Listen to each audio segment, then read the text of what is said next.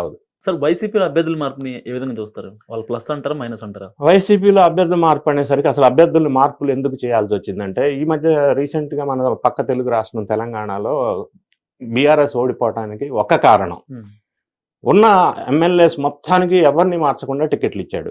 కానీ ఆయనకి తెలుసు, ఆయనకున్న ఇంటెలిజెంట్ రిపోర్ట్ ప్రకారం ఉన్న ఎమ్మెల్యేల్లో ఒక 15-20 మంది మీద అవినీతి ఆరోపణలు ఉన్నాయి. వాళ్ళు గెలిచే అవకాశం లేదు, వాళ్ళని మారిస్తే మంచిదని ఒక రిపోర్ట్ ఉంది. అయినప్పటికీ ఆయన మార్చి రచ్చ చేసుకొని లొల్లి పెట్టుకొని రెబల్స్గా మారి ఎందుకు డ్యామేజ్ అవుతుందా అని ఆ సాహసం చేయలేదు. యాజ్ ఇట్ ఈస్ ఉన్న వాళ్ళందరికీ ఇచ్చాడు. దానివల్ల ఈ పార్టీ ఇక్కడ ఓడిపోయింది. ఇంకా కారణాలు వేరే ఉన్నాయి. అది రెండోది. దీన్ని లెసన్గా తీసుకొని, దీన్ని పాఠంగా తీసుకొని అక్కడ జగన్ ఏం చేశాడు, ఎవరి మీద అయితే రిపోర్ట్ బాగాలేదో పెర్ఫార్మెన్స్ రిపోర్ట్ ముందుగానే హెచ్చరిస్తూ వచ్చాడు, వాళ్ళని మార్చేశాడు, తీసేశాడు, ఇవ్వనని కూడా చెప్పేశాడు, బుజ్జగించే ప్రయత్నం చేశాడు. కొందరు ఎదురు తిరిగితే నేను ఇంతే అని మళ్ళీ నెక్స్ట్ టైం అపాయింట్మెంట్ కూడా ఇవ్వట్లా. సో ఇక్కడ ఇదేదైతే ఉందో తెలంగాణ ఎఫెక్ట్, ఎన్నికల ఎఫెక్ట్, దాంట్లో నుంచి నేర్చుకున్న పాఠాల ఫలితం ఈ అభ్యర్థుల్ని చేంజ్ చేయటం లేదా సీట్లు ఇవ్వకపోవటం, మార్చటం, ఇది ఆయన సెట్ చేసుకుంటున్నాడు. సార్ ఇప్పుడు షర్మిల లైమ్ లైట్లోకి వచ్చారు. అన్నకి ఎదురుగా ఆ బాణం రివర్స్ అయింది.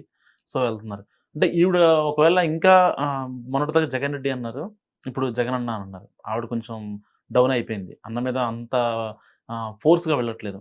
సో ఆవిడ డౌన్ అయింది అనుకోవచ్చా, లేకపోతే ఎట్లా? షర్మిల డౌన్ అయ్యే స్వభావం ఉన్న వ్యక్తి కాదు. ఎందుకంటే మనం ఆమె గతంలో తెలంగాణలో పార్టీ పెట్టి విరోచితంగానే అప్పటి గవర్నమెంట్ మీద పోరాటం తెగింపుగానే చేశారు. రెండోది, ఆమెకి ఆ తెగింపు పోరాటం ఆ కుటుంబంలో ఆయనకి ఎట్లా ఉందో ఈమెకి కూడా అంతే ఉంది. కాబట్టి ఆయన పట్ల, వాళ్ళ బ్రదర్ పట్ల సాఫ్ట్ కార్నర్ చూపిస్తుంది అని చెప్పే అంత స్వభావం కలిగిన వ్యక్తి కాదు షర్మిల.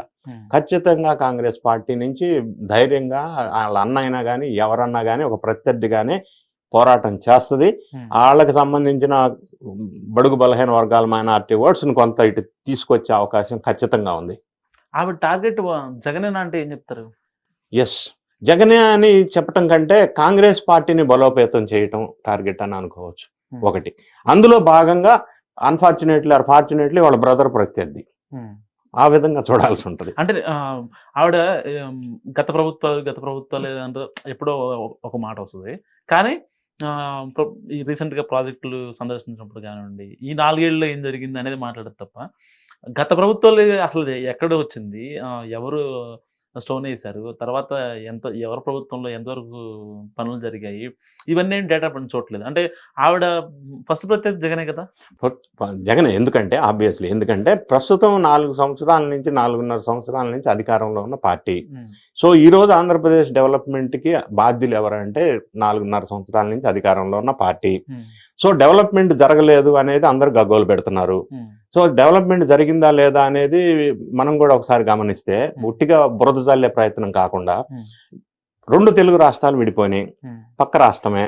ఇప్పుడు విడిపోయిన తర్వాత డెవలప్మెంట్కి సూచిక ఏంటి? HDI, human development index. Human development ఇండెక్స్లో ఆంధ్రప్రదేశ్ 27th ప్లేస్ ఉంది, తెలంగాణ 22nd ప్లేస్ ఉంది. సో ఎక్కడ డెవలప్మెంట్ జరిగింది? Number 1. Number 2, per capital income.